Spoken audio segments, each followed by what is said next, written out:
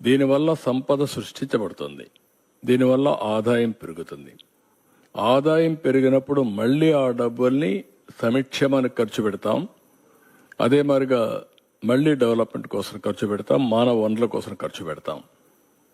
అప్పుడు ఇది ఒక సైకిల్ కింద కంటిన్యూగా నిరంతరం ముందుకు పోయే పరిస్థితి వస్తుంది.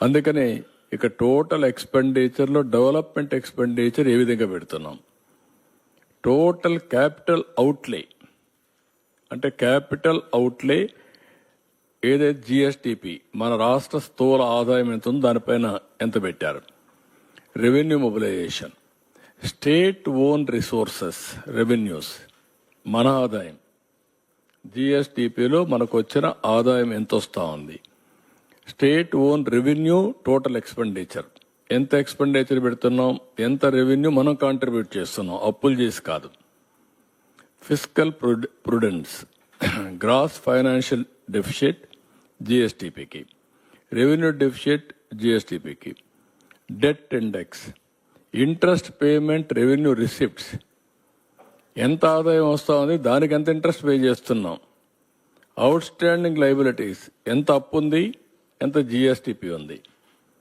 ఇవన్నీ కూడా చేసి డెట్ సస్టైనబిలిటీ అప్పు చేయడమే కాకుండా అప్పు తిరిగి పే చేసే శక్తి మనకుందా లేదా, అవి చూసిన తర్వాత growth rate of interest repayments కూడా పేమెంట్స్ ఉన్నాయి.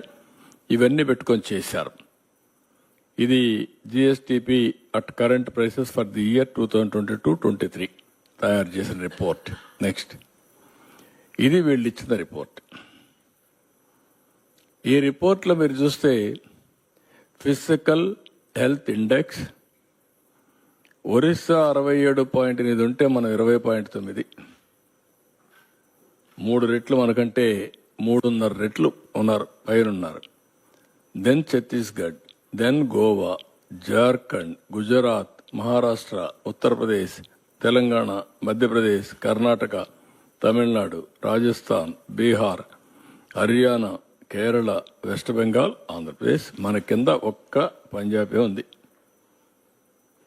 బీమార్ స్టేట్ అని చెప్పుకున్నాడు మన వరకు బీహార్ని, ఆ స్టేట్ కూడా పైన ఉంది. ఇప్పుడు మనం కిందకు వచ్చేసాం.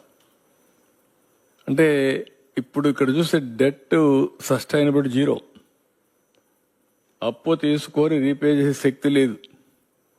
అందుకే ఎవరన్నా డబ్బులు ఇవ్వాలని ఇచ్చే పరిస్థితులు లేరు మనకు.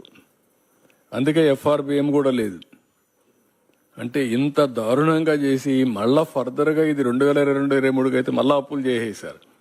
అందుకే ఎంఆర్ఓ ఆఫీసులు కూడా తాకట్టు పెట్టారు. ఎంఆర్ఓ ఆఫీసులు లేదంటే గవర్నమెంట్వి లిక్కర్ తాకట్టు పెట్టడం, ఎక్కడ దొరికితే అక్కడ తాకట్లు పెట్టి ఇష్టానుసారంగా చేసేశారు.